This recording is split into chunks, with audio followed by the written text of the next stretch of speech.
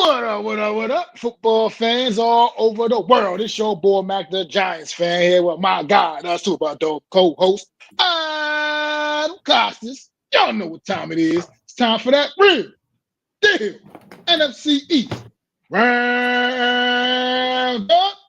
Punch that intro.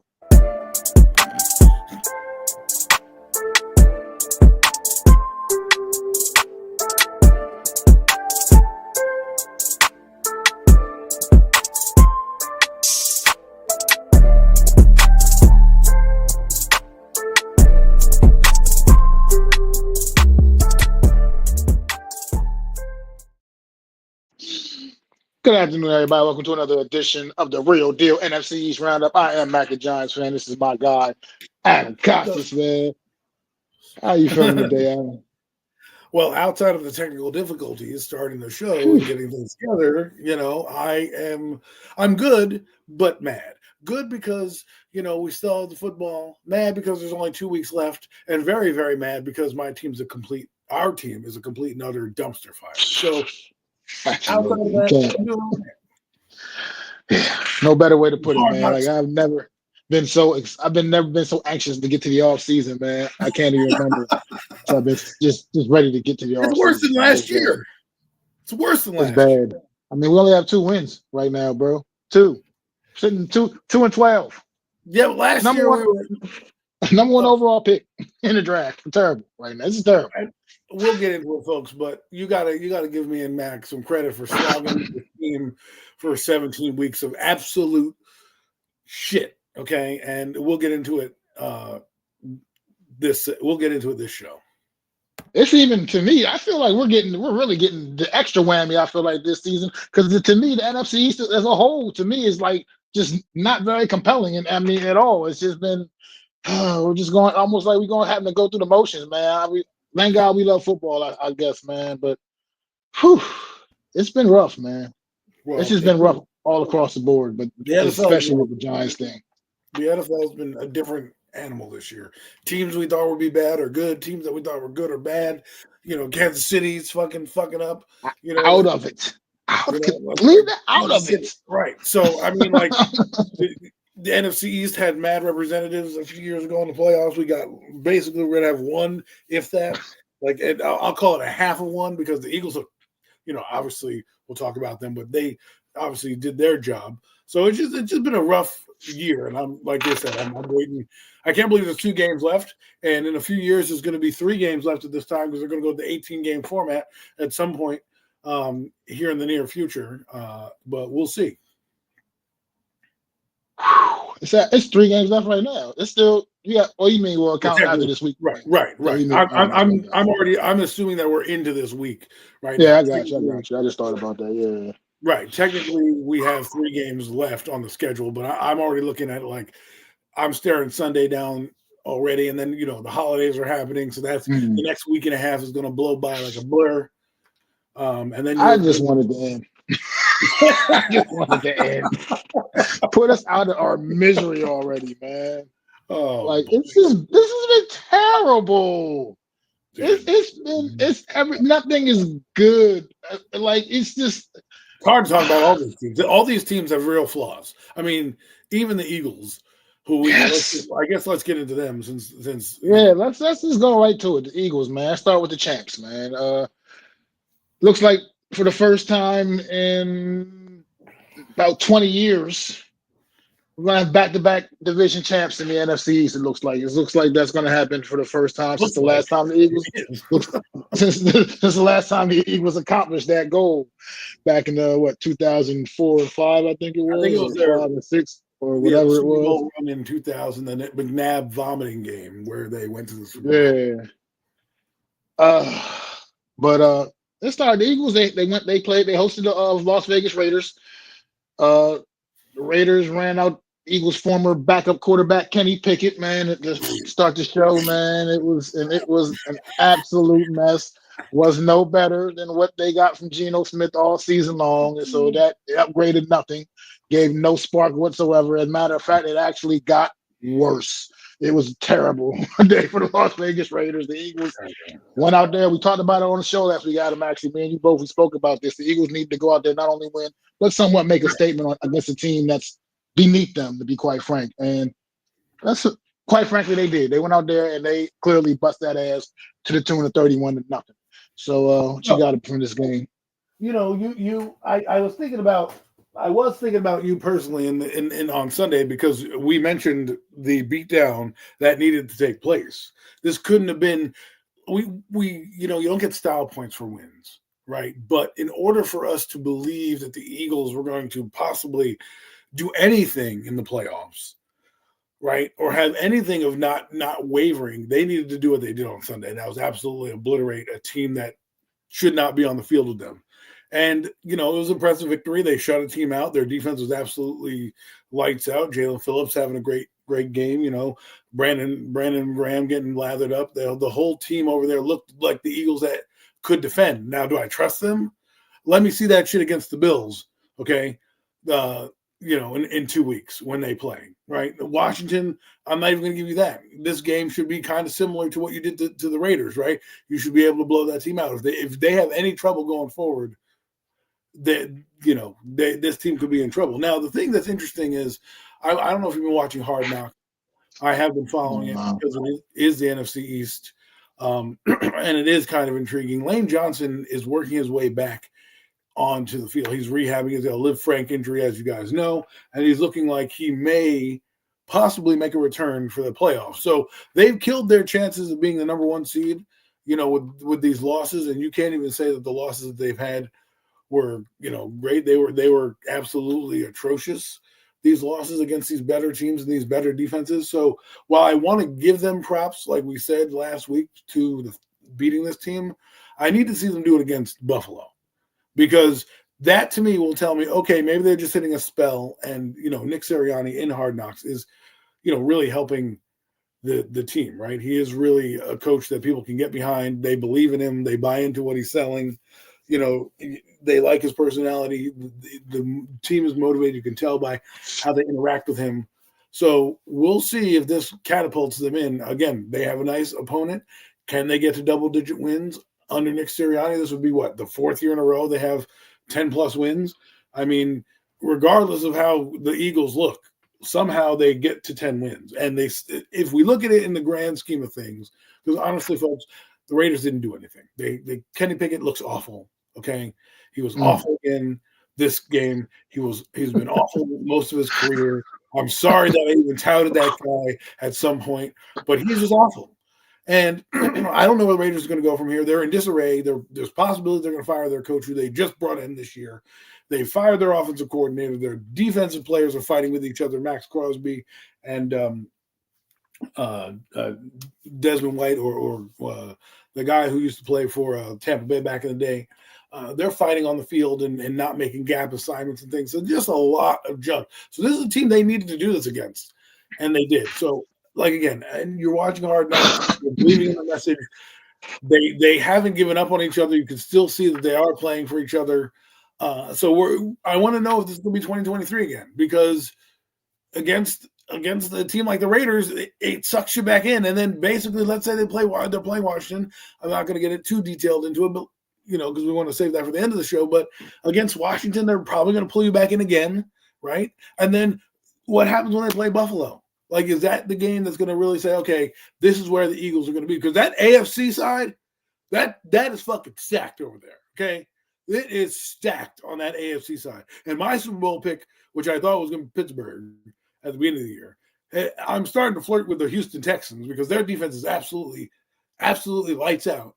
Great. So that AFC side is stacked. The NFC side, it's also stacked in the NFC West. We might be seeing a representative come out of the NFC West. I don't want to travel to San Francisco. I don't want to travel to Seattle. And I definitely don't want to travel to LA. So, the Eagles have their work cut out for them to really do that. And because they lost ground, it's going to be a tough road if they can't get out of the first round, because even if they're going to meet a team that's going to be a solid team. Okay. The only team bad in the NFC playoff picture is going to be the one that comes out of the South. Probably 10-7, 9-8. You're probably going to have a better record than that team that you're going to go face, right? So, it is one of those things where the Eagles, well, obviously the Eagles will host a home game because they'll be a division opponent, but one of these teams that's going to come in behind them is going to be good. Green Bay is good. They've already played Chicago, right? So, and Chicago knows they can beat the Eagles. Green Bay is looking for that possible revenge, if they're not already the division winner. And then, you got Detroit who's sneaking around there. And I'm sure that there's one more team I'm missing. I do believe, the 49ers, right? The 49ers and or Seattle. So, you've got big opponents coming to your building. Can you hold up when it's going to matter most? And that's what I need to find out from the Eagles. So, good win for them on Sunday. I've talked enough about the Eagles. I'll give you back the mic. But yeah, for the Eagles. I'm sorry. Well, sorry, a good win for the Eagles. Let's see what they can do against good opponents. Mac, it's back to you. Yeah, absolutely, man. This is just to me what I call this game was just called a systematic decimation of an inferior opponent. The Eagles don't necessarily have gaudy numbers when you look down the stat sheet of this game, but it was all efficient. Just efficient, and they were pretty much able to do whatever they wanted to do. So it didn't take a lot of big plays and crazy spectacular shit. Jalen Hurts 12 or 15, very efficient with just 175 yards and 3 touchdown passes. Saquon Barkley 22 carries, only just a mere 78 yards and but it's just enough. It was just like I said, just the efficiency of what they did, and the defensively. Let me talk about a guy, the Eagles, we haven't been talking about much the last couple of weeks as he's returned because he was injured at the start of the year. Came back in, and since he's come back, it's just every week I see him making more and more and more plays for this Eagle defense. And that's one missing to Kobe Dean, man. Yes, this sir. guy flies all over the field, man. This guy is just making plays. He's making an impact on his defense. And I think not enough people are talking about what he provides, that spark and energy he's provided to this defense since he's returned. Old man Brandon Graham, fresh off of retirement. This man got back off out of retirement, came in 2-sack day, man, for Brandon Graham, man. Like just the fortitude of some of these guys is his talent, and the fortitude of this Philadelphia Eagle team. That's what it's really all about. I think right now it's tough to really still gauge because this is what you're supposed to do against a team like the Raiders. Right. And we do want to see them, like you said, same thing. Like it's going to be interesting against Buffalo in a couple of weeks, man, with this team, because that's a huge step up in class, and that's what you got to be able to compete against the squads like that. That's what this Eagles team's going to need to be able to do, man. But like I said, what they did, they smothered the Raiders in every aspect of this football game. Kenny Pickett, man. I don't know if I've seen a stat line for like this of a quarterback that played 4 quarters of a game. 15 of 25 for 64 yards. No touchdowns and an interception. I mean, that's Kenny Pickett's stat line. That's terrible. But see, Mac, this is what you want from a defense, like you said, right? You were talking about Nakobe Dean, who, by the way, you and I mentioned weeks ago when he came back, and I think the reason he's gotten suppressed was because of Jahad Campbell coming in, and everyone thought, Jahad Campbell's going to take over. Plus, he was injured, but that move from moving Nakobe Dean, well, technically Zach Bond, back to weak side linebacker and putting Nakobe Dean back in has basically been the reason this defense has turned it around. I mean, injuries, yes, and Jalen Phillips has been good, and Brandon Graham, like you mentioned, but Zach Bond was playing out of position. They couldn't hold anybody. They couldn't do anything to anybody, right? Guys, teams were going up and down the field. They did that one switch, and he's come back with his hair on fire. Like, he's come back with his hair on fire. And I said a few weeks ago that they might have gotten 2 additions by one move because, like I said, Zach Bond is now playing a better game where he's naturally a fit at weak side linebacker, where he can cover the tight ends and do all that things and roam around where he couldn't do that necessarily in the middle of the defense. So I think I had an INT on Sunday, as a matter of fact. So there exactly where he didn't have that autonomy to do that when Nakobe Dean wasn't here. And let's give Dean credit for coming back off those injuries. Last year, I think he got injured in the playoffs, if I'm not mistaken, on their march to the Super Bowl. And he could be the difference maker, right? This defense could be an X factor if the offense struggles. right? Remember in 2020, in 2023, their defense was bad. Their offense was not good either. Their defense wasn't the defense it is now, right? They were still kind of run by Vic Fangio and they had kind of concepts like that, but they weren't the same stifling defense that they were this year. If this defense can do that thing and they get Jalen Carter back and they get, a couple of these DBs back and they still keep playing, because we don't talk about their DBs and Cooper DeJean and Quinyon Mitchell and those guys, but their defense is complete. And if they can keep up with some of these teams like Seattle, who I'm not a fan of Sam Darnold in big games, he scares me, or a team like the 49ers who might come in and play you. I mean, let's look at the standings right now, just so we can get a kind of a picture right now of the NFL standings. NFC is pretty loaded, man. The NFC is actually pretty loaded right now. I do believe Seattle would be going to. I think Seattle right now would have a wild card spot. Right now, they have one of the wild card spots. Okay, so they probably would be out of the 49ers, because you got to think that it's going to be the 49ers, the Packers, and Seattle are going to be the three wild card teams, right? Packers. No. I mean, it could be 49. I mean, the Bears are still in there too, man. I'm not counting them because the reason I didn't count the Bears yet, because they're technically the division leaders right now: the Eagles, the Bears, that's right, I forgot. The Buccaneers, and the Rams. So those four teams I'm giving in, right? So Seattle has 11 freaking wins already. Okay, so they're wild card 5, right? 49ers have 10 wins. They're wild card 6, and then let's put the Packers in at 9-4. That's 7 wins. That they have 9 wins right now to the Packers, and that could flip between the Packers and the Bears depending on who wins and how it wins out. Let's just put the Bears in. So you're talking about 3 teams right now that are going to be wild card teams with 11 wins, 10 wins, 9 wins, and there's still some games to go in the year. So that means on wild card weekend, you're going to have the top seeded at the moment, the top seeded Rams on a bye. Then you'd have the Bears as probably the 2 seed, and then you'd have the 3 seed would be the Eagles, right? And then the 4 seed would be the Buccaneers, right? So you got those 4 teams. So if you look at it, then it would be 2 plays the lowest number. So 2 would play 7. So at this point, it would probably be the Bears against the Packers at the moment, which is crazy to think. Which is we got that on Saturday, so that's just gonna be we get that Saturday afternoon, folks. Right. So right now at the moment they would play a third time, right? And then the Buccaneers would play the 5th seed, the 6th seed, I do believe. No, the 5th seed. I think I'm getting them all wrong. But either way, hold on. Well, right now the Bears will play. The Bears will play the Packers. Yeah, you're right. The Bears play the Packers. The Eagles will play the 49ers, and the Bucks will play Seattle. Okay. So now that we cleared that up, right? You got a 49er team coming in who right now is surging, right? And it's going to be a formidable out. So this is what we're talking about is defenses like this.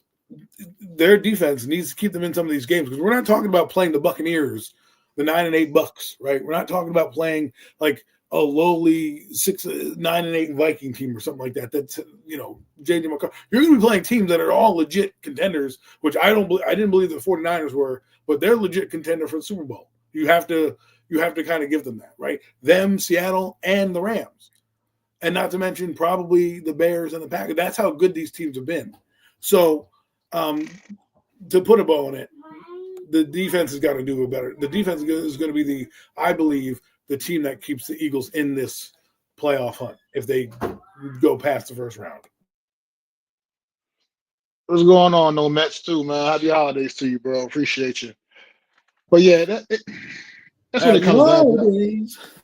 It's going to be the Eagles having it. They're going to have to, I think, still clean some things up and figure it out. But like I said, we'll see how they come out and look this week as well. Keep an eye on them, because once again, they're playing against what I consider an inferior opponent, even though it's a divisional opponent. But that does make it a little bit more dangerous.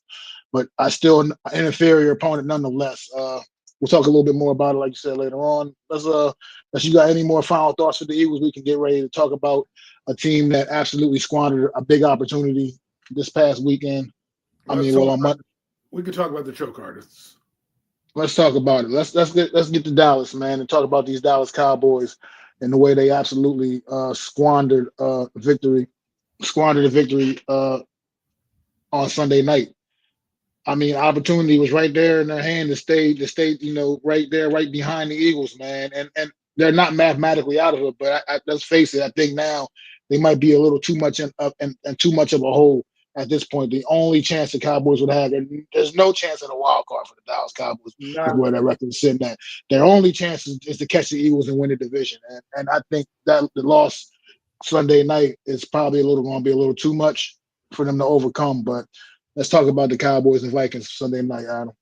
you know, the fucking Cowboys always let me down. Okay. I hate you Cowboy fans who try to get me all hyped up for this team, right? You're sitting there. I'm actually picking prosperity for you guys. You're playing teams that you should possibly beat. There's no way the Vikings, who've had a, up and down roller coaster of a season, should have come in there and did what they did to you. Right. And they made you guys, with all this vaunted defense, you made JJ McCarthy, who hadn't played at all in weeks, you made him look like, the first round pick that he's supposed to be. They were talking about possibly getting a new quarterback and benching this guy, and he's not the one. And he comes in and does a gritty on your field. Okay. A place that is supposed to be a place where the Cowboys win, right? They averaged 30 points a game in Dallas, Texas, which they still did score 30, damn near close to 30 points, but that wasn't enough. They kicked field goals and they needed touchdowns.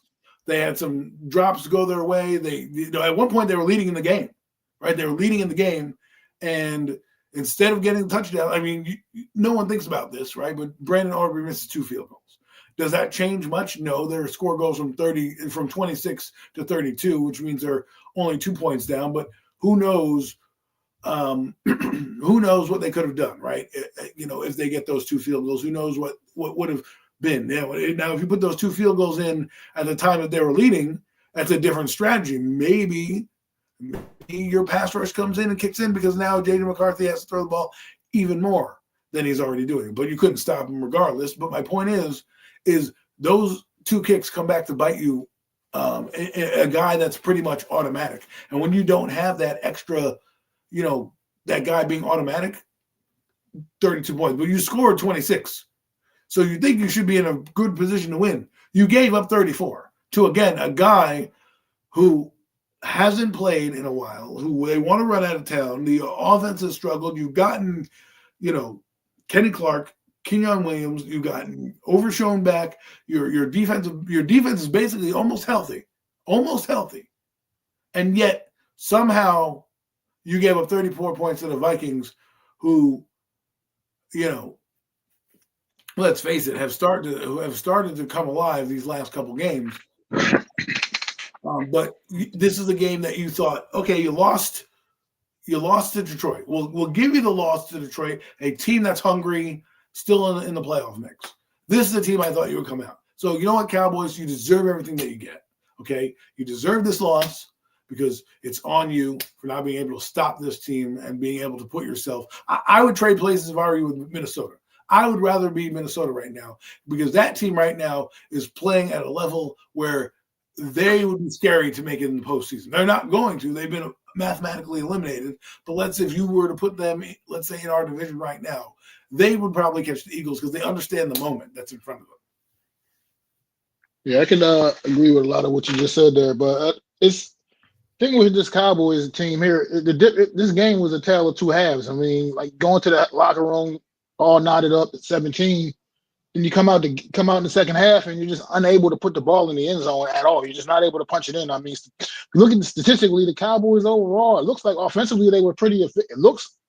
Just looking at it, it seems they were pretty efficient. I mean, you nearly had a 100-yard rusher in Javonte Williams. Dak Prescott, nearly 300 yards. I mean, he didn't throw any touchdown passes, but nearly. I mean, and then CeeDee Lamb with a big night, 6 catches, 111 yards. It's like usually that's a recipe for success for the Dallas Cowboys. You see numbers like that, but just not getting it done defensively, man. Just not able to get the job done. I mean, the fact that they weren't able to get JJ McCarthy not one time, man, not get him on the ground not once. You got to be able to. you gotta do something. You gotta be able to speed his clock up in his head, man. Everything was just too easy for JJ McCarthy. 15 to 24, 250 yards, 2 touchdowns passes, and he ran and then he ran one in, like you talked about, ran one in and hit the gritty on in y'all end zone, man. Like that's just disrespect. You know what I mean of that? Like, and that's just like he looked, like you said, Adam said, he looked like the first round quarterback that he was when people were starting to kind of begin to slowly write him off a little bit, and start, teetering him on the bus line a little bit. But then he comes out and has a game like this on prime time against a team that desperately needed the victory. Right. And it's just disappointing if you're a Cowboy fan. I feel like, just because this is not the effort you expected to see on Sunday night. I mean, 3 field goals in the second half of this is the difference. Is the reason why you lost. Minnesota came out. They matched their 17 from the first half with another 17 in the second half. You come out, all you can do is put up 9 points, 3 field goals, man. That's just not going to get it done, man. You just need more of an effort. Need more of an effort than that. And the fact that you did this, and something I mentioned last week on the show, was I said I thought Minnesota's real chance of winning, the reason they were going to win this game was because I thought Justin Jefferson was going to come back to life. This was going to be the week that he come back to life, but no. It's still been the same, abysmal numbers that he's had over the course of the last. I mean, Justin Jefferson only had 2 catches for 22 yards in this game. I mean, not a factor at all, not a non-factor, and yet you're still not able to take care of business against the Minnesota Vikings because you let JJ McCarthy, you let him get comfortable, and that was it. He picked you apart, picked the Cowboy defense apart, man. Hats off to the Minnesota Vikings. Where do they go from here? I mean, like, where do they go? Because you said they had a slim chance to make the playoffs. I don't think they're making the playoffs at all. All right. I think they're dead. Their season died. Well, I don't think they're making it. I just mean they're not mathematically out because they can technically catch the Eagles. Outside of them, I don't think they're winning out, right? I don't think they're beating the friggin' Chargers this week. Okay. You can't convince me of that. And, whatever week they play the Chargers, I think it's this week, right? And then, we'll talk about who they play. But the point is, even if they win out, they don't deserve to be in the fucking playoffs because they just don't have it on defense. I don't know what's wrong with Eberflus. I don't know if it's the personnel. I don't know if it's them not buying into the system, because this guy had good defenses before he was the coach at Chicago. In Chicago, the defenses were pretty solid when he was there. And now he comes to Dallas and you give him talent, and all of a sudden these guys don't know what they did. They surged against teams that were inferior to them, but you thought the Vikings coming in, this was a game that they could have exploited them, right? Exploited the Vikings a little bit and said, hey, you know what? But, and for all that vaunted, you got to give credit to the Vikings defense, okay, for keeping them out of the end zone. Even though they put up 26, the Cowboys scored 30 points at home like it's their job. So to keep them under that, I would say that's a win for the defense. Right. And then for them to score 35 points or 34 points, I would say is incredible because, again, I had more faith than Eberflus. I think you're going to have to fire him at the end of the year. I don't know what to do. I mean, you would think they had Dan Quinn where the defense was pretty solid. Right. If you had Dan Quinn right now, this Cowboy team is probably in a different place because their defenses weren't terrible under Dan Quinn. They've been absolutely god awful the last 2 years under Mike Zimmer and Eberflus. Right.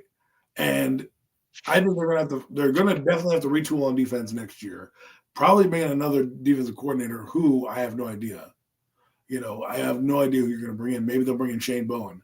I'm just kidding, folks. Just kidding. But who knows who they're gonna pick? They're gonna need to bring in a guy who's gonna. I think offensively, I think Schottenheimer's not bad. I don't know if he's a good head coach. We'll find that out. I like his energy on Hard Knocks. He is trying. The guys do like him. Coming off of that, when you're watching that show, you can really see the body language and how they, talk to him. I do believe, though, some of the things that I saw concern me. Their practices weren't as sharp. Even Schottenheimer said, "We got to do better." And I think the Cowboys started to feel themselves a little bit. And I think they took that home record a little too much, like, we're going to beat this team, and they haven't arrived just yet. They don't have how should I put it? They don't have the history to overlook teams and take teams for granted or lightly. And that would be funny if they signed Wink Martindale. That would be hysterical. It's funny because I've actually heard some rumors about Winks and being maybe connected to the Jets, possibly. You know, their defensive coordinator job is now wide open and available. So that wouldn't be. I mean, that would be. I think Wink Martindale got the raw deal here, but I think the Cowboys are in need of that. They need to be aggressive because their offensive. If their defense could play half as good as their talent, we would be talking about them fighting for the division and in the wild card race. Right now, we're like, slam. They just look like the Cowboys from last year. Just take away Mike McCarthy, right? Who, by the way, who knows? Maybe he has that team at 10 to 12 wins, right? Schottenheimer is going to fall short of that. So, did they really upgrade their team with getting rid of McCarthy and not giving him that? If they gave McCarthy Eberflus, if he took Eberflus, is it a different dynamic? Is it a different coach team? Like, that's what you got to ask yourself, because right now they are scoring points, but there are some things that I'm seeing out of Schottenheimer's offense where when they got to have it, they're not getting it. And I don't know if it's him. I don't know if it's the offense, but I'm not trying to take away what he's done, but I also don't want to anoint him like, oh, you're the next coach, because games like this are games that need to matter and need to find a way to win and, get your guys motivated. And I don't know if he's that. I think he's good for the team. Like, oh, we like him more than McCarthy, but do we really like him? Yeah, I mean, I don't know. Like I said, in this game, like I said, this past week, they just never had in the second half. They just never had an answer for anything, man. They just couldn't put it together in the second half of this game. It just completely got away from them. And like I said, an opportunity was squandered because you had an Eagle team that if you could have really kept that pressure on them, who knows, man? No pressure bust pipes, man. And maybe who knows what could have happened if you really. But I think now you may put them more in a more relaxed state, feeling like they can just go ahead and coast the rest of the way and still go ahead and hang on and win this division at this point. Because like I said, it's the only chance the Cowboys got. And if they go out there and lay an egg this week against the Chargers, which that's a game where most likely you kind of think don't necessarily expect them to win anyway. That's a game they are going to be kind of the underdogs in going into this game. You would like to think, even though they're at home. So it's they put themselves in a tough situation, man. I mean, it's in a really bad spot. And this is a game against Minnesota that they probably they should have been able to find a way to beat the Vikings. And the fact that they screwed it up, that's just what the Cowboys do, man. Home for the holidays, once again, with the rest of the NFC East division, Dallas. And I really just don't feel bad about it. I just don't care. I just don't. Don't care about y'all feelings. I got my own problems as a Giants fan. Can't worry about Cowboy problems. But speaking of the Giants, man, I don't know if you got any more you want to talk about with the Cowboys, or do you want to talk about what we saw Sunday afternoon at 1 o'clock? Get into Sunday afternoon, not bury the lead anymore. I know these folks come here to hear us rant about these hapless team that plays in New York. Because, Sunday afternoon was terrible. I mean, like, people coming into this game with a lot of confidence, thinking like, yeah, we're going to be able to beat Washington. You're right. You should have been able to beat Washington. But in the true form of the way of the New York Giants, no one knows how to lose like the New York Giants. They are professional losers. Adam, speak on it, man. What is there to speak on besides this team stinks? How the hell do you get blown out by the damn Washington Commanders? I don't care about the stupid score and Washington trying to give you the game in the last 5 minutes. You got the doors blown off, okay? It wasn't really much of a contest.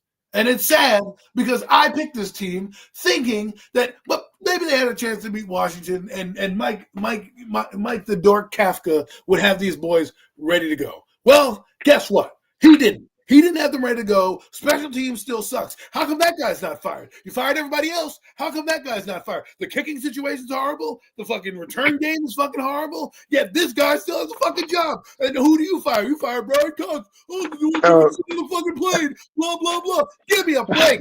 Give me a damn break. They cut Young Wei Koo. Exactly. Good. They cut Young Wei Koo a little too fucking late. He should have been cut and left in New England for freaking sticking his foot in the ground. We've had 3 different kickers, a punter who's now injured. Now we have more punters and kickers on the team than we've had all year. We've got like this guy Sal. Now we have Gillian and another punter. We just put Koo and let him go. I mean, yeah, sure. I'm great accountability, Mike Kafka. You should be fired for your fucking play calling. You should be fired for anointing a defensive coordinator who's never been a defensive coordinator in his life to a defensive coordinator. The defense can't stop anybody. How do you give up 29 points to the Commanders? So bad. They scored 0 the week before. They couldn't get out of their way the week before. You gave up fucking 29 to Marcus Mariota, who has a propensity to give you plays back, which he did in the fucking 5 minutes of the game. What does Marcus Mariota do? What Marcus Mariota does best, give you a fucking turnover in a crucial moment of the game. And yet, we couldn't do anything. The Washington defense made more stops than us. It's insane to think about. They gave you the ball in plus territory a couple of times, and you couldn't punch it in. 4th and 3 on the 1. You run a fucking power to get our quarterback injured. What is happening? Then he goes out for 2 plays, and Jameis Winston, who comes in cold as hell, doesn't do anything either. And then you have Dart come back in the game, looks helter-skelter. The play looks tough. You're first talking to Jameis, then Jackson walks over and says, "I'm good to go, coach." And then you don't even what are we doing? Mike Kafka, you need to get the fuck out of here. You want to fucking fire people? Fire your own self for being a fucking loser, okay? With the rest of this fucking team. And don't get me started. Abdul Carter, great game. Great game, Abdul Carter. Finally. Done. What is it with Kayvon Thibodeau and Abdul Carter where you play great against Washington, against useless-ass teams? Where does Kayvon Thibodeau show up? Guess what? Washington. Where does Abdul Carter show up? Guess what? Washington. What are we doing here? What are we doing here? Their offensive line was banged up, yet they still ran the ball for over 100 yards. Terry McLaurin, who's covering him? Who the fuck is covering Terry McLaurin? What are we doing? This is how bad they are. Go watch Hard Knocks. Dan Quinn's like, yeah, the quarterback's a runner, so why don't you fucking fuck him up? Guess what? How did he get fucked up in this game? You got sandwiched between 2 fucking defenders going for a 1-yard run because you don't have the personnel or the smarts to do anything. And the last guy I want to take this out on is Darius fucking Slayton. Okay? Get this guy off my team. I don't want to see him next year. Every week this guy has a drop. Every week in a crucial moment. Yeah, 2 this week. 2 big ones this week. 2 against the Saints, a drop and a fumble against this team. When will it end? I don't need to see him anymore. You know what? I don't want to see him. I don't want to see Jalen Hyatt. Put in Gunnar Olszewski. Give me fucking Dalen Kembry. The guy on the back. Give me somebody else. You could have little fucking Jordan Humphreys on this team doing something. But no. Jordan Humphreys scored a touchdown on Sunday for the Denver Broncos. You know what I mean? You know what I mean? You can't make this shit up. He goes to a different team and scores a touchdown. You know how many touchdowns our receivers have? I don't even remember when he. Oh, let me guess. If I put it in the end zone and you dive, it falls out of your hands. Great. You run a fucking slant route and the ball falls out of your hands. Dart couldn't have walked the ball better to you. And then what's with Jalen Hyatt? If the guy stinks, why is he on the field?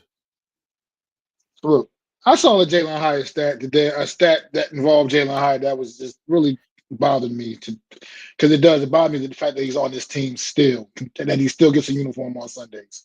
It's that the New York Giants quarterbacks this season have 9 interceptions. 3 of those interceptions. That is a third, folks, for anybody who's, a little not good with numbers. Third of the interceptions from New York Giants quarterbacks were passes thrown target to Jalen Hyatt. That they were targeted. Third of the interceptions on for the Giant quarterbacks. He's had some kind of and the one with Jameis Winston, that one in the end zone, that was completely a Jalen Hyatt brain fart or whatever the hell it was. And even on this one on Sunday, I mean, I still put it more on Dart because the pass wasn't a good pass. But at the end of the day, Jalen Hyatt, you did nothing to help the situation either. You just stood there and watched it happen. You just sat there and watched it happen. You didn't even attempt to break it up in any way, shape, or form. You just it's It's Did you, I'm, did I'm you watch I, Baldy's breakdown? Baldy's breakdown. Basically, he destroys Brian Baldinger, folks. If you don't know who Baldy is, on Twitter, he has Baldy's breakdown, and he's going over the play, and he absolutely torches Hyde. He's like, "What kind of route is this?" The guy rounds the route off, right? So it already gives advantage to a corner. By the way, Baldy goes, "You have a slot corner playing outside, advantage receiver, right?" But he doesn't take advantage of it. He runs this lazy ass route where the linebacker takes Wandell Robinson, who, by the way, is not that good. People, I'm just letting you know.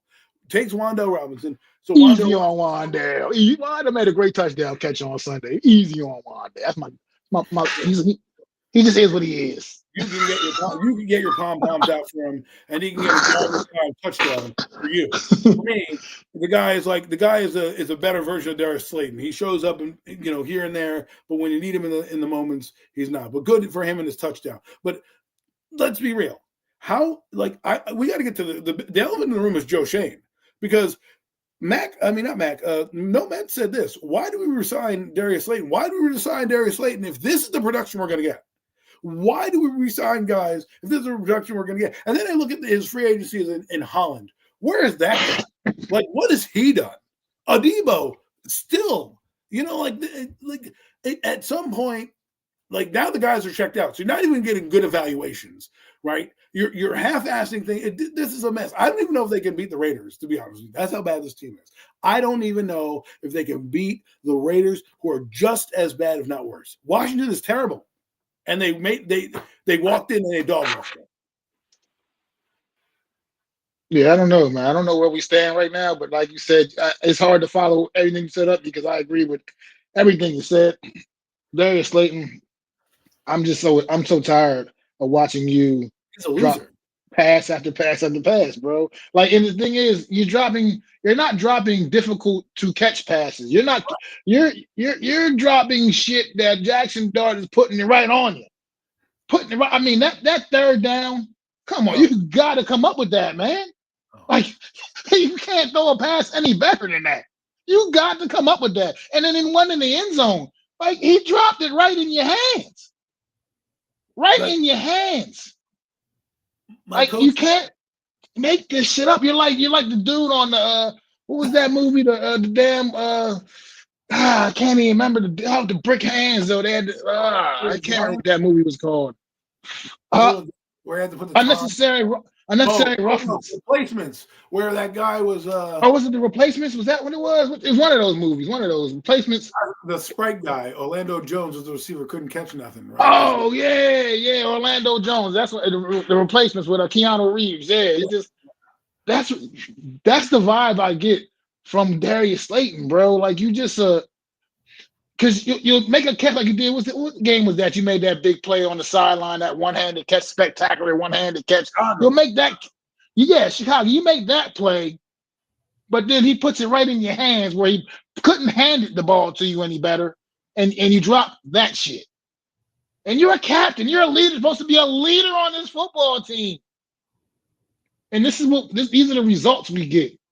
Like I said, don't know why Jalen Hyde continues to get a uniform. It's despicable. It's another reason that further shows why this entire regime must go. Special teams, okay. Well, let's see. You punt the ball to the guy. He nearly breaks it right up the middle. Okay. So here we go. We punt it to him again. So we go out there and do the same damn thing. Give him the whole middle of the field. This time, takes to the house. Like you said, Adam, these are fireable offenses. Because these are things that could have been cleaned up. Like this was a good staff would have said, would have saw that, said, he almost busted that open, man. We got to tighten that up for the next one. No, not the Giants. Not the Giants. Then you go out here, you finally cut Young Wei Koo. Honestly, he should have been cut already sooner anyway, but you cut him after he misses 2 50-plus yard field goals in the MetLife swirling wind. Now we're going to cut you. We're not going to cut you for planting your foot in the dirt on the turf against New England a couple weeks ago. That's okay. You can still hang on. We'll keep you for that. All the other dumb shits you've done, field goals missed and whatnot. No, we're going to cut you after you miss these 2 long ass field goals in these crazy conditions. Now we're going to cut you. Now that's the straw that broke the camel's back for the New York Giants. Like, look, this team is so laughable in all aspects, man. Jackson Dart, like I said, is the only thing that makes this watchable is at all for me on Sundays anymore. And that's just, and I'm only at this point watching to make sure he can maintain his health, to be quite frank, because I am tired of watching this kid take trips to the blue tent. I can't continue to keep watching that. With that being said, man, all that Mendoza talk, kill it, Skillet. We got Jackson Dart, man. And Jackson Dart has already proved that he can play at this level in the NFL. We don't know what Mendoza's going to do. Heisman Trophy or not, he's a great prospect, all that good stuff, man. But he ain't no guarantee. He ain't a guarantee at all. Jackson Dart is already money, baby. He's already doing things at this level. He understands what it takes to be an NFL quarterback, clearly. I don't think so. Quarterback. So I don't understand people that are all of a sudden ready to trade him in. Like, but Daniel Jones, he was okay to give him 6 years, right? But we want to trade Jackson Dart right now. You know what I mean? Yeah, let's go ahead and move off of Jackson Dart after this great rookie season, and to because we want to get the new Heisman Trophy winner and all. Come on, man, stop that. Let's take that draft capital. Let's build this team up the right way. Let Joe Shane have no parts of it whatsoever. Don't have him touch anything because he's a mess. And let's just see what it is here. What the hell is going on? I'm sorry. Something happened on my computer screen that just same thing. Threw me off. Yeah, I'm sorry, but like this is what the problem with the Giants are. Because if that was a move that gets made and we say, okay, you move off a Dart and you go and get Mendoza and he comes in and shits the fucking bed, then we're right back at square one. Right back at square one again. Like I said, it took a long time, but we finally look like we got a quarterback here. Now let's build the other pieces. All this craziness, because this for all I care, I can care if the Giants win another game this season now. They don't need to. They might as well just maintain that number 1 overall pick and go ahead and ride it out, man. Wilson. Start Russell Wilson. Yeah, that's what I said. Start Russell Wilson and let it go. And then that way you can pretty much almost guarantee you're going to lose, even to the Raiders, because Russell Wilson is truly that bad. Well, so Mosley does bring up a point where he says have to consider the all options. And there's another comment I want to get to real quick. First, before I get to the quarterback comment, Slayton, I wouldn't say that he's a good player. He's an average player that is being forced into a role that he should not be in. Him and Wan'Dale Robinson should be your 3rd and 4th receivers. They're your 1 and 2 receivers, right? When Malik Neighbors comes back and when you draft somebody in the draft, Darius Slayton should be off the team. And, maybe he should be doing something else, being in PR. Maybe he'll join the front office. Who knows? Get him out of here. As for the Mosley comment about all options on the table, let's play this out. New coach comes in. They have the 1st overall pick. They love Mendoza. He's somewhat right where you can say that the regime wants to pick their guy. If they fire Joe Shane, or I hope say when they fire Joe Shane, right? There's no loyalties to any of the players that come in, right? So the new GM comes in and says, I don't fucking like Dart. I want Mendoza, then right, that might be an option on the table. Do you and I want Dart gone? No. Do I think it would be stupid to kind of reset? I do. I think he's shown you enough where I think he's going to be a pretty good player. Get a guy in here, get him some mechanics fixed up. A coach in here that can actually do that. Because the funniest thing, I was ranting about Mike Kafka, but the team looks better with Brian Dable than they do with Mike Kafka. Dart looks better with Brian Dable than he does with Mike Kafka. All right, now I'm not saying I want to keep Brian Dable, but you can clearly see there's a drop-off on the entire operation being run, right? When Dable's in there, they're scoring 30-something points against the Denver defense. Kafka comes in here, and they look like they can't move the ball against the freaking Washington Commanders. So, to me, as the new GM coming in here, I don't think there's quote-unquote untouchable players. But if you come in here and a lot of the rumor is this is an attractive job because of Dart, this is an attractive job because of Dart, this is an attractive job because of Dart, then, and yeah, not better with Bone either. They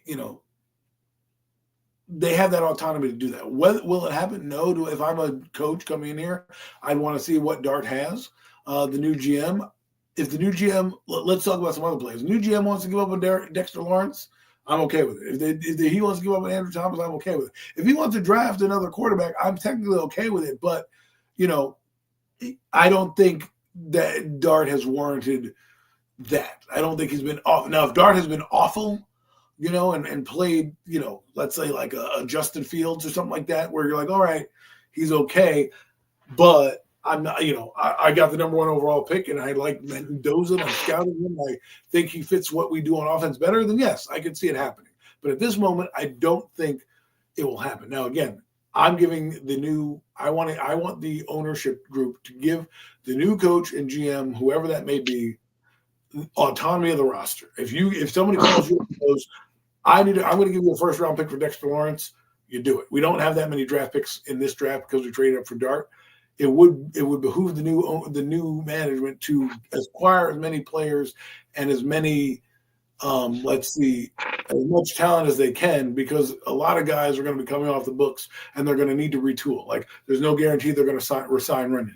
Go guarantee that Illuminor is coming back, right? And there's nobody on the pipeline of the roster right now, even though Evan Neal's coming back. Do you really think he's going to be on this team next year? No. So the only guy that's in the pipeline that you are even curious about is Marcus Membo. I don't care about Josh Judo. If that guy never was in a Giant uniform ever again, I wouldn't care. So what am I saying? I'm saying there's a lot of depth that's got to be filled out. There's a lot of players that's going to have to be moved around. So this team may not be good next year just because of a roster purge. You have to let these coaches have the autonomy to do that. Man, I'm with that. I hear you. I agree. I just think that I think anybody with a good football mind is going to feel like they could pretty much work with Jackson Dart based on what they've seen him put on film this season. I just don't think you're going to get too many coaches coming in here and being like, oh, no, I think I want my guy. I don't know. I just don't. That's just what I'm saying. I hear exactly what you're saying, and I agree with it. I'm not saying restrict your coaching selections and saying you got to be in love with Jackson Dart. No, you can't do that. No. You can't limit yourself in that way. But I just think that most good football minds would come in and be like, yeah, that kid's a player. You know what I mean? Look at the respect this kid already has in the league. Go back to the New England game. That was mostly about respect. If you think about the way they came and got after Jackson Dart's ass in that game, that's a respect thing in a sense. You know what I mean? Like they respected what they know that kid can do. Mike Vrabel got his team prepared to go out there and take on and meet that challenge head on, and they did that. You know what I mean? So props to them for that. But Jackson Dart, to me, I think he's played good football, and I think it's almost like the Chicago thing last year with when that job became open. How Ben Johnson swooped in, man, and he wanted that job. He saw that quarterback there. He's like, he didn't have the greatest. He didn't even have a rookie season as good as what Jackson Dart is having, and yet Ben Johnson he knows what's there. He knew it was there. He said, yeah, I want to go in there. I want some of that. I think we're going to have a similar situation with coaching candidates where you're going to have guys that do want to come in and work with Jackson Dart. And I think that would be wise. I think that it would be wise, but for that to happen, because this roster, I think with him at quarterback, just look at it. Look at the way he's playing with the subpar pieces around him that he's been playing with. Could you only imagine if you get legitimate talent around this kid? Legitimate talent. I mean, Theo Johnson, you gotta love him, hate him. He's week to week. It's just you almost don't know what you're gonna get, but he's capable of making plays at the tight end position. I mean, like you said, if you can slot guys like Wandale and Darius Slayton where they truly should be, which is I agree, 3 and 4 type of guys, then that's where they'll have more success. Like I said, so I think there's just so much more to worry about with this roster and this team than coming in here and shaking up the quarterback situation yet again. And what has been it's been just a situation over the past several years. Obviously, something the Giants have not been able to get right, and look like they might have gotten it right now. And I think they'd be crazy to move off of that path. But like you said, I agree. You get a new regime in here, let those guys do what they feel is best. And give them the opportunity to build their team the way they want to build it. So you can't stand in the way of that either. So I do agree with that 1,000%. But I guess time will tell what's going to happen, because I got a feeling this whole regime come the final when that clock hits 0 against the Cowboys in week 18. Once that clock hits zero, I got a feeling these guys are not going to last very long after that. And by the next morning, house will be clean, completely clean, and as it needs to be, because we got to move on, and we got to get some guys in here, and we got to build this thing up. Off season is going to be critical this season for the New York Giants. So hopefully they can stand on business with Jackson Dart. I think that would be I think that's the right move. Personally, the guy has already proven what he can do to some extent, and obviously he can only get better. I think he has the work ethic to continue to get better. And I'd be pretty upset if we moved off of Jackson Dart after a really good rookie season, in which he may still end up being Offensive Rookie of the Year too. By the way, that's a possibility as well. Well, he's having a solid year overall, right? No Mets, what's up? Who would you trade for him right now? If I'm not getting a Burrow, a Herbert, an Allen or a Mahomes or even a Jackson, then I don't really want anybody else. I like what the kid can do. I think he's elevated the team right now. He is a rookie, so I think the circumstance around him has been bad. The defense has been bad. The defense doesn't even play inspired anymore, right? I mean, they have games, and a game like this they should have probably been more competitive in, and they were. But you got guys like Abdul Carter who come through, right? But then the rest of the team doesn't, or the back end doesn't, or the linebackers suck. So I really think whoever they bring in, they got to reevaluate this defense and make the proper moves. I think what they need is more draft picks and smart free agent signings, right? Get a middle linebacker in here, get a couple depth pieces on the line, get some O-line help, right? Because, you're going to need to replace. But right now you need draft picks because you can only sign so many free agents, right, until the cap runs out. And you're better to have a pipeline of guys. And that's been the issue with the Giants is there's no pipeline, right? They have their starters and then everybody else, right? So, we could use an upgraded running back. Definitely upgrade a receiver because we got nothing in the cupboard besides Malik Neighbors, right? The whole O-line, there's only a few pieces that are still drafted here. Andrew Thomas, thank God he's here, but you have Marcus Membo, and then that's about it in terms of depth. You don't know what Runyon is going to be. John Michael Schmitz, he's been up and down. So let's say you got three guys on the line who are young, who you still don't even know about. And you can even upgrade John Michael Schmitz if you want to, right? So there's options there. Illuminor, right tackle, we're definitely going to need to fill that place because James Hudson, who, by the way, I don't know why the fuck that guy's still on the roster, is, I don't think is good enough to be on this team. So I really can't wait till that game. I can't wait till we get through these next couple games because I want to see what happens Black Monday. I want to see who the coach is going to be. I want to see how their search is going to be conducted. And I want to see who the GM is going to be because those three things to me, not necessarily in that order, but like the process to me really matters. Who are they bringing in? Are they just bringing in one guy, Marcus Freeman, to just, suffice a Rooney Rule? Or are they going to really bring that guy in and say, you're a legit candidate? Are they going to bring in a guy, like a Halfley? Are we going to have to wait till February for our guy? Do you already got guys lined up, right? I don't necessarily need to drag deep into January, but what I need to happen is identify the guys you want, have a broad search, bring in everybody that is a hot candidate, not hot candidate. You want to interview McCarthy? Go ahead.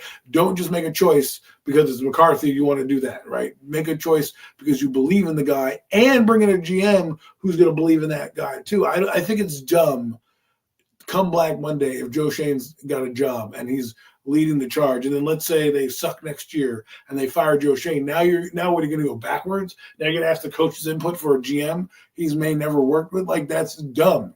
Bring in a guy like a Ray Agnew, right? He's on Detroit. You bring in Ray Agnew, and let's say Ray Agnew comes in and he wants a guy and he wants Mike Shula, or he wants Cliff Kingsbury. Let him choose his guy, and those guys work hand in hand like the 49ers do.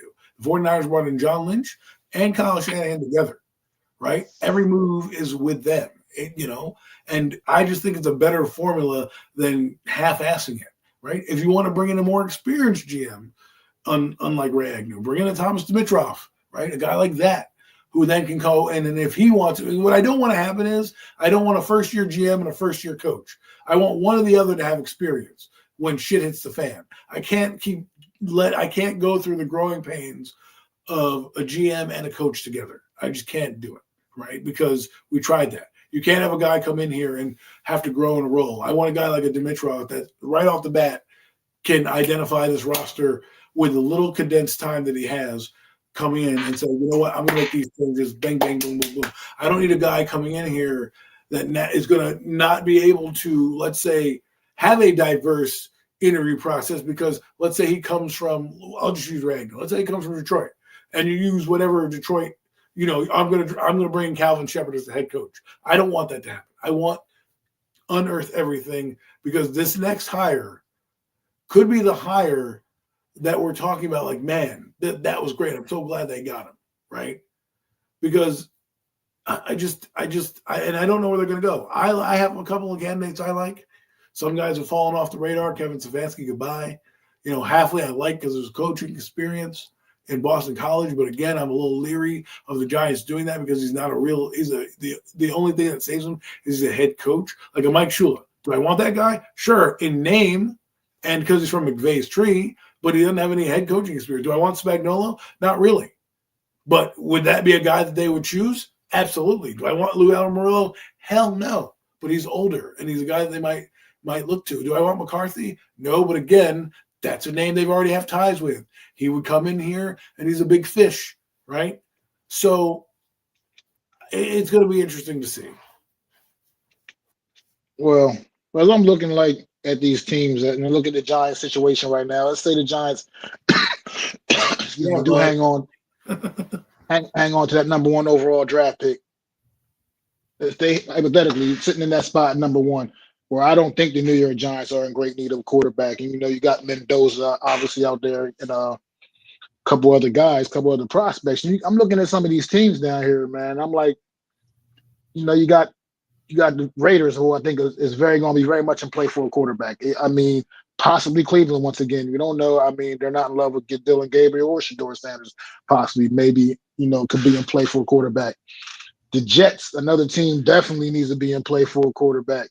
Then look now, I think more recently now with the news that just came out, maybe perhaps the Miami Dolphins want to get back in that quarterback market. The Arizona Cardinals also possibly. They don't seem to be feeling Kyler Murray much anymore out there in the desert, man. So it's some teams where possibly, man, you could package up some picks, man, and really, really build that draft capital and then really, truly build this football team up the way it's meant, the way it's supposed to be right through the draft, man. I think there's a lot of options. There's going to be a lot of options for the New York Giants, especially if they can hold on to the number one overall draft pick, which I think will be in their best interest. I hate to go out there and tank, but at the same time, a win right now just does nothing for you, New York Giants. It does nothing for you, Giants. Nothing.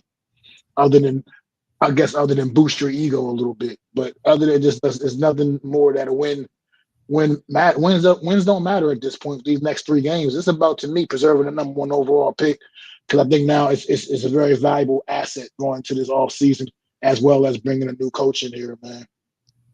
So, but the Giants are gonna fuck around and win a game and cost themselves. But I do agree. What you need to happen is this: Giant fans need Dante Moore to come out. Giant fans need the kid from Duke to come out. They're kind of on the fence, these two quarterbacks. If those two guys come out, it might help the Giants, not having to have the first pick. They'll be able to have a chance to move up and say, listen, we know that Arizona wants a quarterback, blah, blah, blah, right? And the Jets, who may not be able to get Mendoza, now might be able to trade up to get this, and you can get your third round pick back in a first round pick. This is what I mean. The Giants can't go into next year. I don't care what happens these next two games. I think to be honest with you, I think they're losing to Minnesota this week. I don't care what they do against the Raiders next week. And I think they're losing to Dallas the following week. So I don't think they're going to win more than 3 wins. So let's say they're top five, top whatever team, right? If the Giants need to be able to acquire picks, trade down the draft, and actually rebuild. I don't want to hear about, we're going to compete and rebuild. No. Fucking reset the thing. Clean it out. Look through the roster. Give it a deep, deep dive. Build a foundation. Say, these are going to do what Parcells did. These are going to be my players. These are the guys that I'm sticking with. These are the guys I believe in. And build your core from there. I think we've half-assed it for too long. That's why I think they need to get rid of Joe Shane. because I can't do another Dave Gettleman, Joe Judge type of McAdoo type of whatever fucking situation. Cannot do it. I just can't. I need to be able to, the Giants have done that. Jerry Reese, McAdoo, fired. Dave Gettleman, Pat Shurmur, fired, brought in Joe Judge. Joe Judge and Gettleman both fired. You bring in Jerry Reese, you bring in Joe Shane and Brian Dable. I don't need them to repeat that mistake. Bring the guys in. I'd rather have two guys go down with the ship in the same vein than two fucking idiots on different timelines. You name me a coach, name me a team that's worked for, where the guys come in late. Outside of like maybe a Harbaugh or some team like that, not many in the league produce like that, right? And so, again, I'm not trying to I hate to use this term model, but an example is the 49ers. They brought it in. If you look at the Bears got lucky with Ryan Proles, right? They got lucky because they got Ben Johnson and they fired Eberflus, right? So the Bears now Ryan Proles can stay because, look at him. He looks like a genius. Joe Shane has not done anything to warrant that. Just clean house. Don't let him get credit for something that he doesn't really deserve. Absolutely agree. Absolutely agree. And speaking of these Giants, they do actually have a game, like you said, on Sunday afternoon. Definitely not Monday. On Sunday afternoon, these New York Giants do host the Minnesota Vikings, and it's just never usually a great matchup when they play the Minnesota Vikings. Other than that playoff game a few years ago, something about this team is just like kryptonite to the New York Giants. I mean, it was definitely Eli Manning's kryptonite. They just his worst games against the Minnesota Vikings. But even still, just in general, I feel like the New York Giants just always play shitty against this team most of the time. What you think they got a chance on Sunday? I don't believe so. I can't pick them for them letting me down this week. I think Minnesota showed me last week that they're not going to lie down, that they're going to try to play out the string, and they have pride. The Giants have none of that. They're a clown show. They're a joke. They fire guys left and right. They're putting blame over here. I wouldn't be surprised if guys already have their fucking bags packed and ready to go, some of them. They're just playing out the string at this point, and you can feel it. That stadium on Sunday wasn't that packed. Nobody's coming to that game. All Viking fans will be there. But again, maybe the Giant defense steps up, let's say. But I don't believe they're doing anything against Minnesota's good line. I think Minnesota. I'm not going to say it's going to be a blowout, like a 30-1 game, but I can easily see the Vikings cruising to like a 28-14 victory. Kind of running down the field. Methodically marching down the field because we can't stop the run, and Aaron Jones is doing this, throwing short passes to Justin J.J. McCarthy. I mean, the Cowboys' passer is not necessarily better than the Giants, but they are solid, and they couldn't get a hit on McCarthy. I think this offensive line is better than the Commanders' line, which is pretty good, and the Commanders had like 4-point-something yards of carry on the rush. And that's what I worry about. Like, can this defense stop anybody? They have proven to me no. So I can't, a team that Minnesota that scored 30 points back-to-back weeks against, they shut out a team that just beat us. All right, they shut out Washington. Okay, now they're coming in to play us. I think they're going to put the clamps down. If you want to bet on a concussion game and medical tent, this is a game that you're going to see Jackson Dart in a medical tent. I know it. He may not get a concussion, but he's going to get hit in this game because this Viking defense is legit. Well, if ever there was going to be a get right game for one Mr. Justin Jefferson, this is definitely the week. This is definitely the week for it.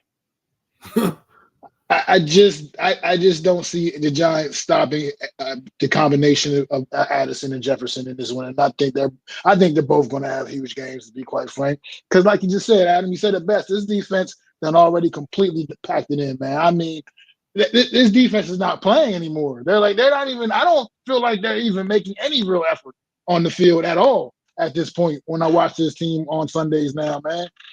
Because for what it's worth, the offense is still scoring enough points to pretty much kind of maybe win football games. And the defense, if they could just stop anything, just once in a while, then, who knows? But They're not doing shit.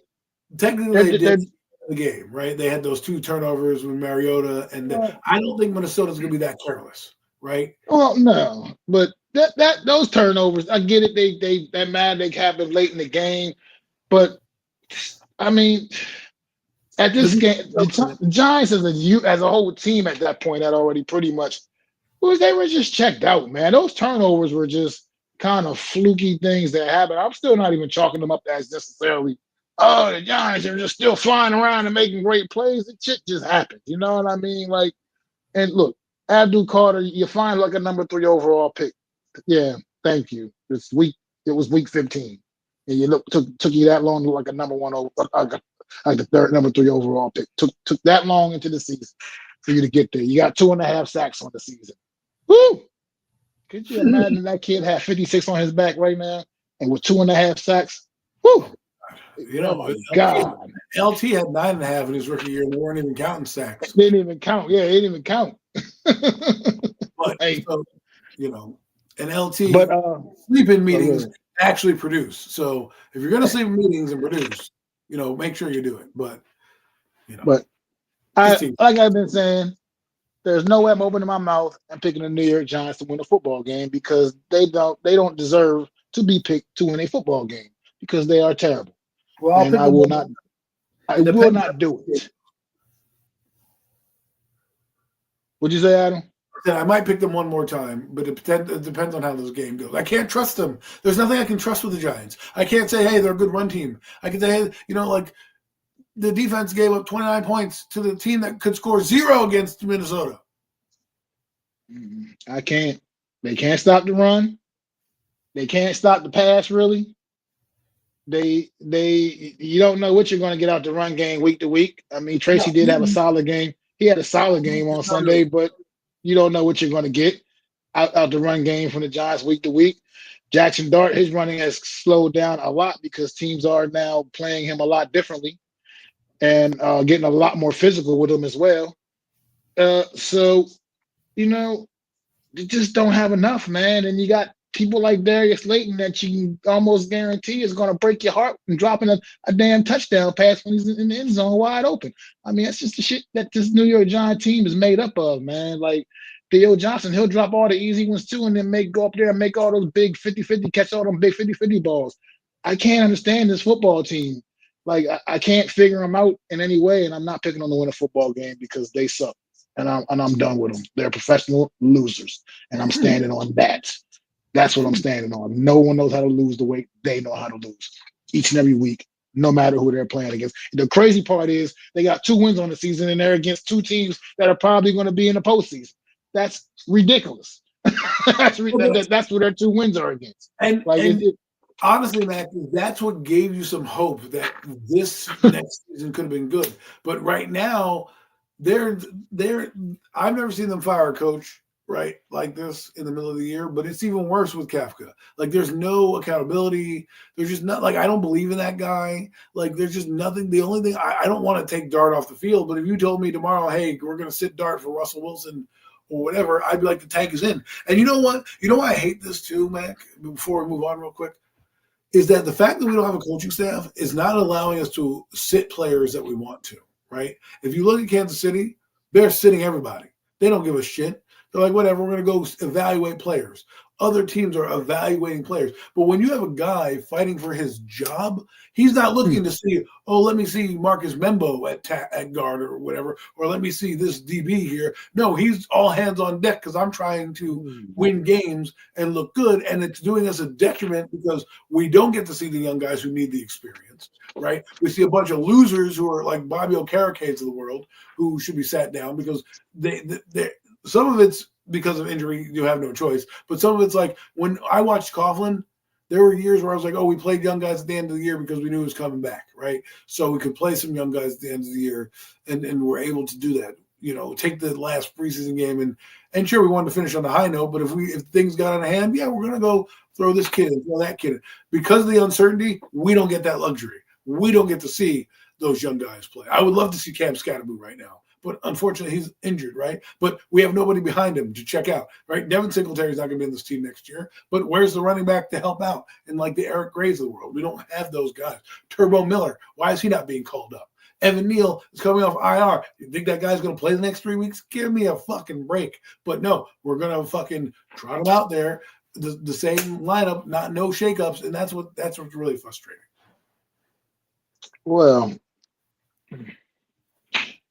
you just brought that all up. I would. I mean, would it kill us to get a Thomas Fidone sighting? I mean, the guy just gets a uniform on Sunday to sit there just to hang out on the sideline. Apparently, we're fucking 2-12. Right. We're 2-12. Would it kill us to see if this guy could maybe be a legit target in the red zone? Right. At least I get it that he doesn't have a lot of mobility athletically with the bad wheels, from all the surgeries and shit when he was in college. But damn it, he's a big body, strong kid. Maybe in the red zone he can still body somebody when you're down there and be a guy you can rely on in those situations. But we'll never know because he gets no opportunities. Look, let's move on because I'm tired of this fucking team pissing me off, and I'm fucking tired of them. I'm tired of all the buffoonery, all the stupid shit they do. What else we got? The Eagles and Washington are playing. Yeah, the Eagles and Washington. I think this one's in Washington. Yeah, this one's in Washington. Who you got, Adam?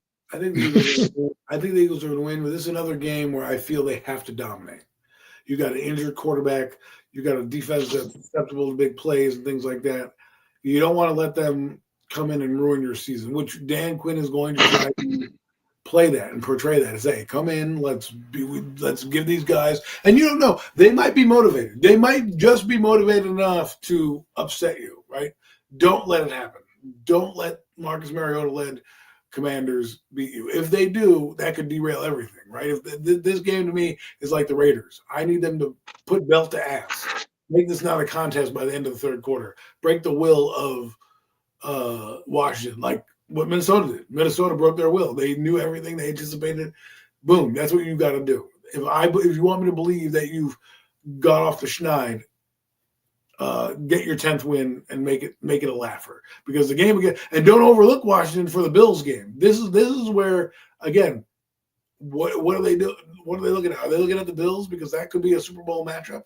Right, and they overlook Washington. They need this game. They need to make sure that they win this game, not for seeding because I don't think they're getting the number one seed, but just for me to believe that they squeak by this game. I'm not going to chalk it up to division. I'm going to be like, yo, you may not be the team that you think you are. So prove it to me on Sunday. Yeah. I agree again. Once again, I'm with you right there. I think they need to go out there and make a statement against an inferior opponent.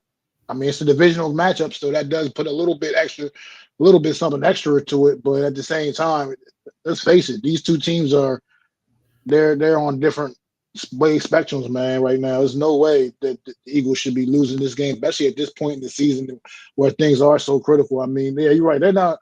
I mean, they mathematically could still get number one seed mathematically if the Rams and the Bears, everybody else just fell the fuck off completely, you know what I mean? Seattle, if these teams just fell off completely, yes. But what's the chances of that all happening? So number one seed is probably they can forget about that. They can move up to number two possibly though and secure that, and at the very least, and still maybe increase their chances of potentially playing a slightly lesser opponent in that first round playoff game.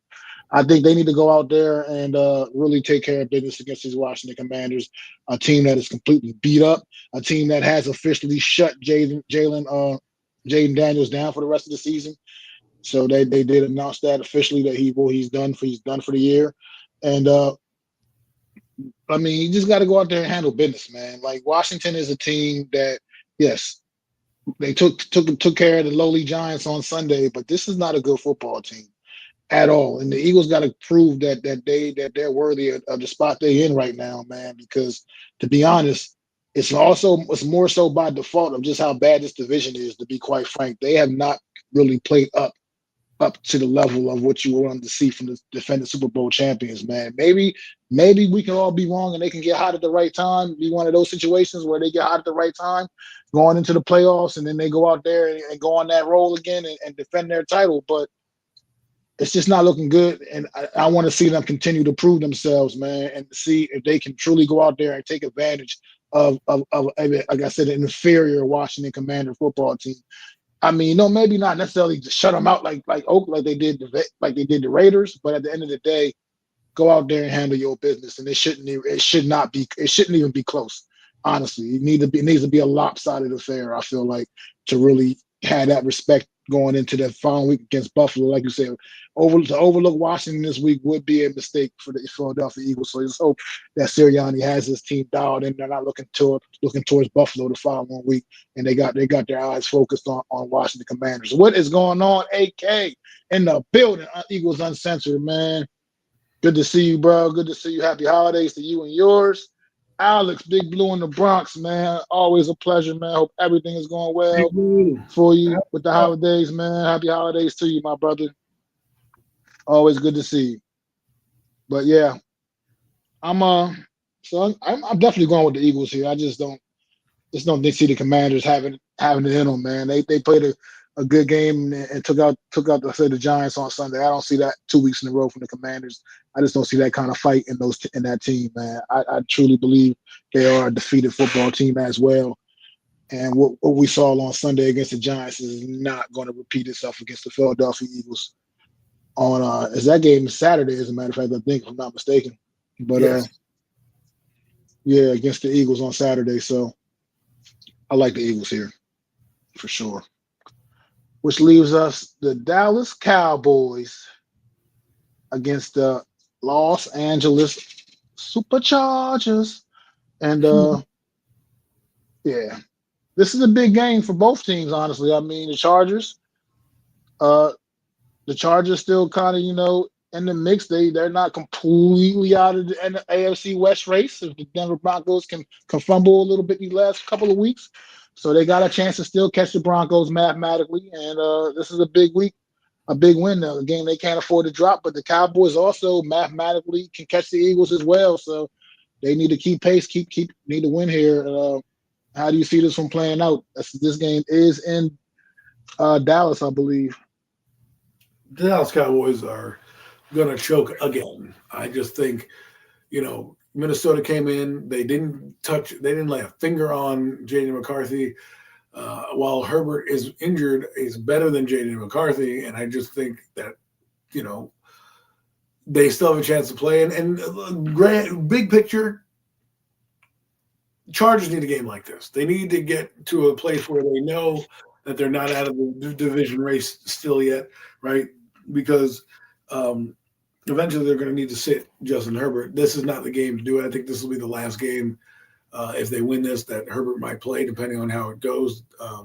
Maybe he plays one more, but you might want to give him that rest. I think they're going to kick the Dallas Cowboys' ass. I think they're going to make them look bad defensively. I think this is good. Dak Prescott's going to have a solid game against the Chargers, but I just think you're going to see another, team that can't stop the run, get to the passer, and be a 2-score loss. I think it's going to be like a 42-30, loss by the Cowboys. They have not proved. I can't pick them like the Giants. Every time I pick them, they let me down. So I'm not picking them anytime except when they play the Giants, because I have no choice, because the Giants are horrible. So no, I'm not picking the Cowboys.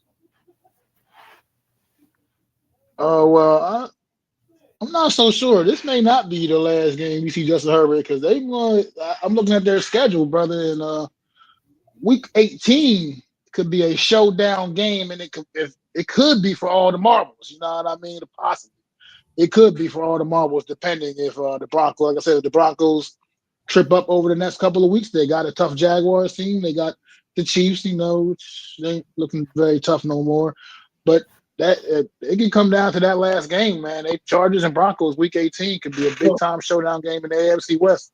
So I know this is not premium takes. This is NFC East. I know. I went there. I didn't, but But let's say I thought it was better. The Jaguars do beat Denver, all right?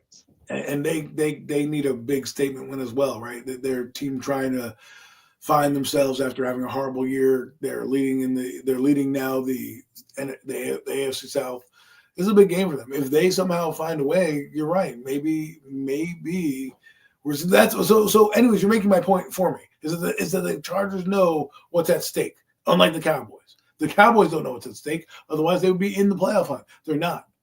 They don't know what's at stake. I think the Chargers, because of what you're saying and having potentially a chance to have that game mean something at the end of the year, are going to handle their business. And that's because the Cowboys, I just don't know where they are. Every time I think they're going to beat a good team, they let me down. And also, by the way, in the event that the Chargers and Broncos finish with the exact same record, the Chargers will own the tiebreaker. Will probably most likely own the tiebreaker, most likely, if they finish with the same record, if the Chargers can win that last game or something like that.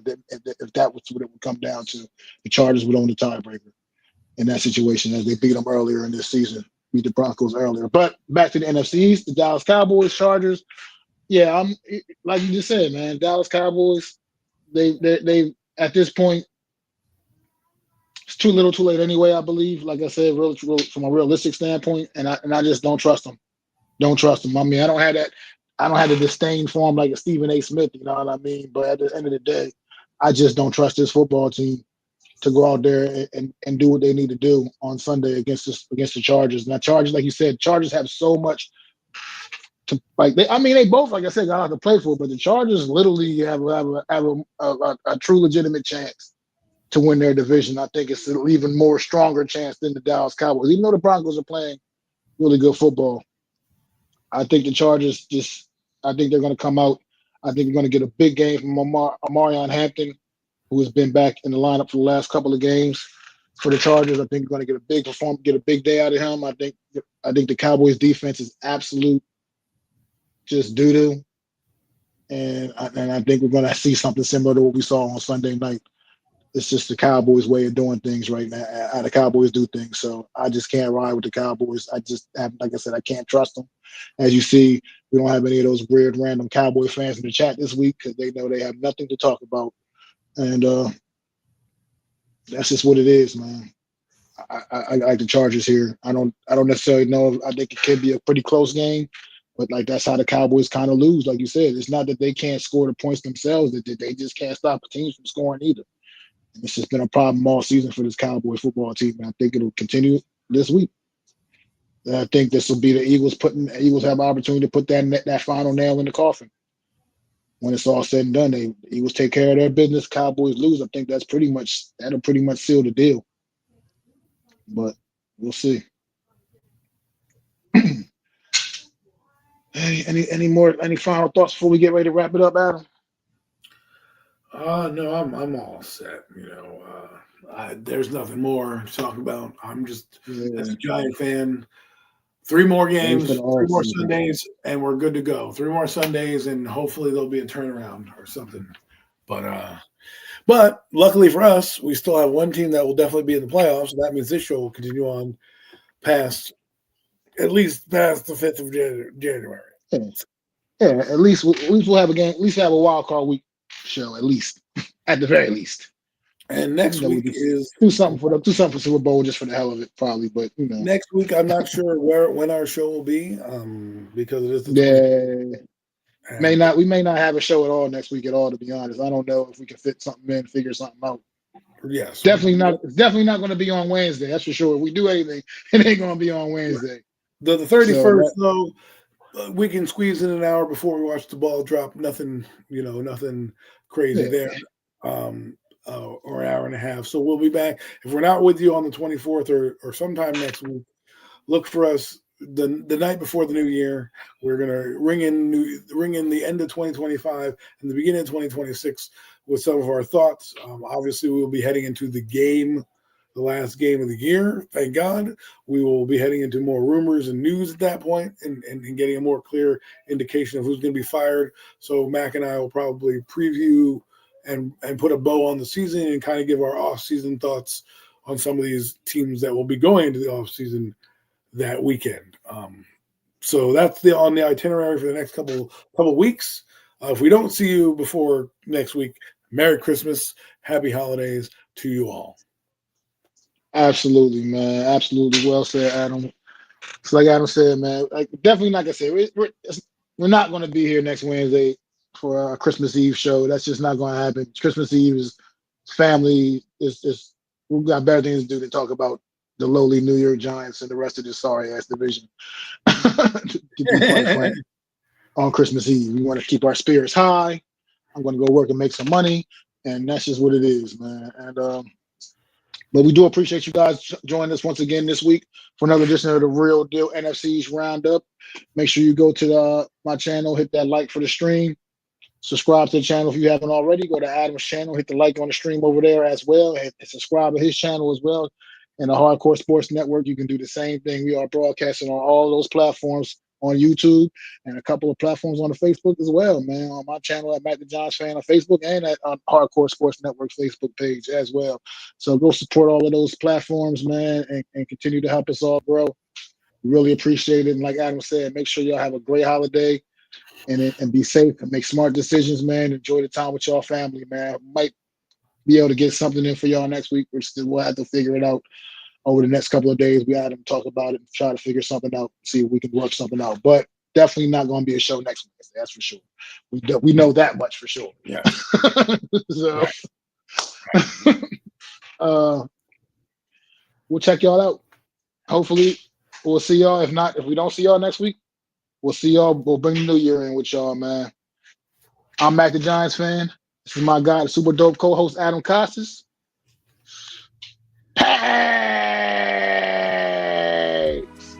I'd like to thank you all for listening. If you was feeling this, please take time to subscribe and smack them likes. Feel free to drop a comment. Let me know what you think. Don't forget to ring that bell so you know when I'm dropping new content. It's your boy, Mac the Giants fan. You can find me on Twitter, YouTube, and Facebook at Mac the Giants fan. That's MacDa Giants fan.